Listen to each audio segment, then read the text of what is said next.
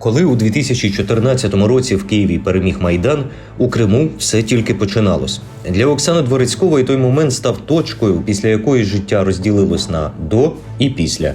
Учора – звичний дім, робота, діти й коні на подвір'ї. А вже наступного дня – тривога, невизначеність і відчуття, що щось у світі раптово зламалось. Її чоловік пішов боронити Україну на Донбас із надією швидко повернутись додому, у звільнений Крим. Але війна затягнулась на роки, і поки він тримає фронт, Оксана у тилу тримає пам'ять, працю і віру в те, що Крим знову буде українським. Відчуття таке, що раптом щось зламалось. Вроді як було життя, яке було зрозуміле, звичайне, робота, у дітей навчання. А тут уже з'явились питання, невизначеність, що буде далі, як буде далі. Але сподівалися, що все це тимчасово, ненадовго. Ми чекали, весною ми чекали, що прийде допомога з материкової України, що нам допоможуть, що все буде добре. Але війна на Донбасі показала, що це ще не кінець. Після початку окупації Криму життя родини Оксани змінилось назавжди. Події розгорталися стрімко. Після Іловайської трагедії стало зрозуміло, що небезпека для родини лише зростає. Саме тоді жінка ухвалила складне рішення – забрати дітей і виїхати з Криму. З Кримом ми поїхали вже, зібралися після Іловайська, коли чоловік вийшов з Іловайського котла, і всі дані батальйону Донбас були виброшені в інтернет, імена, прізвища. І коли діти пішли в школу, і нам поставили конкретні умови, що вони мають взяти аусвайси, бо на той час уже старша донька, їй було 16 років, а молодший якраз 14 по їхньому законодавству, вона вже мала отримати паспорт. І ми просто зібрались.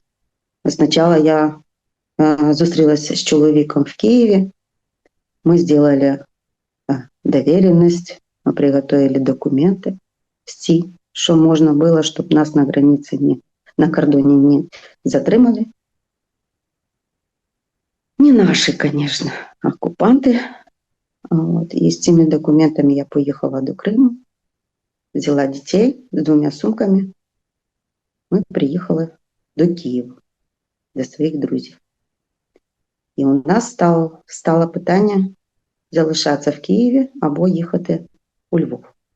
На материку родину чекали друзі, з якими вони познайомилися ще раніше. У Криму Оксана з чоловіком розводили арабських коней. І саме це хобі об'єднало їх із людьми з різних куточків України.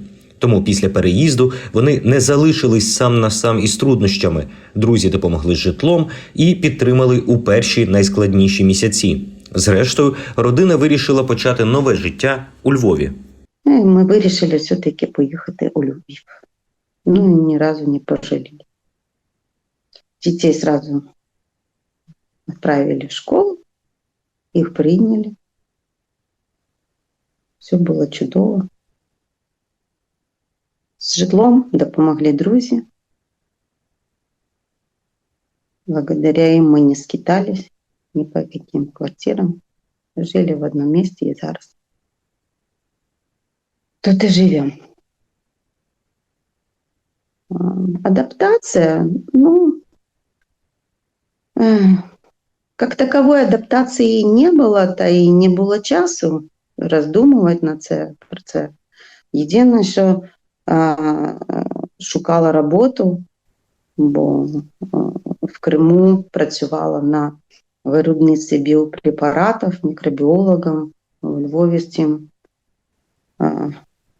набагато складніше. І спочатку з центру зайнятості відправили в лабораторію. Згодом Оксані випала можливість отримати грант на свою справу. Вона вирішила спробувати. Саме так у її житті з'явилась вишивка. Ідея була особливою – поєднати українські традиції із кримсько-татарським орнаментом орнек. Спочатку була лише одна побутова вишивальна машина та багато самостійного навчання. Але поступово справа почала розвиватись. Згодом Оксана почала створювати і військові шеврони. Когда программа гранта уже все закончилась, это 3 роки я цим займалася, і потім я зустріла людей з фонду «Допоможи фронту». У них був магазин «Резервист», і вони займалися виготовленням шевронів. І вони позвали мене на своє виробництво. Ну и с тех пор я еще и занимаюсь шевронами. Вышивкой шевронов, рублю дизайны. Вот. И для меня сенс еще в том, что, например, те дизайны, которые я роблю для військовых безпосередньо, они будут там, эти шевроны, они будут им нагадывать про нас, про тил, про те, що ми стараємося для них теж щось зробити. Нині Оксана працює над ще одним проєктом – найбільший рушник України, який об'єднує весь світ. На тому рушнику, значить, половина рушника йде, це області України з різними орнаментами, вишити вручну. А з іншого боку діаспори всього світу, з України. Украинские диаспоры. Вот. И как раз область крымскую вручную вышить было некому. Я говорила, что я не занимаюсь ручной вышивкой. Ну, в принципе, я могла бы, но это очень долго, нудно и не моє. Я буду больше по машинной вышивке. И вы решили, что мы сделаем частично узор с машинной вышивкой, который потом будет дошиваться уже в Крыму. Уже вручную нашими мастерами. Сьогодні Крим залишається для Оксани головною мрією. Вона не знає, чи повернеться туди жити назавжди, але впевнена в одному – справедливість має бути відновлена. Крим повинен залишатись домом для кримських татар і повернутись до України. Саме за це сьогодні воює її чоловік. Крымские татары должны быть в Крыму, если они хотят. Ну, кто хочет вернуться в Крым, тот должен вернуться. Кримсько-татарський язик має бути на рівні з українським государством, державною мовою. От. І з цим посперечатися якось неможливо. Та і все. Повернутися в Крим, я не знаю вже, готова ли я повернутися назавжди. Я хочу приїхати в Крим, в український. Я хочу знову там бути. А жити, мабуть, я вже не зможу. Жити я вже буду тут, скоріш за все. Тож, поки чоловік Оксани боронить Україну на фронті, вона в тилу зберігає те, що неможливо окупувати – пам'ять, культуру та віру в повернення.